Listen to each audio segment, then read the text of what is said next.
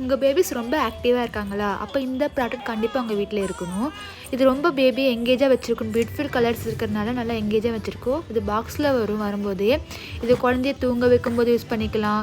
உட்கார வைக்கும்போது உட்கார வச்சு பியானோ வாசிச்சுக்கலாம். இதனால் நிறைய பெனிஃபிட்ஸ் இருக்குது. நம்ம சென்டரில் மிரர்ஸ் அப்புறம் சுற்றி நிறைய கலர்ஸ் டாய்ஸ் இருக்கிறதுனால குழந்தைங்க நல்லா கிராப் பண்ணுறதுக்கு நல்லா ஈஸியாக இருக்கும்.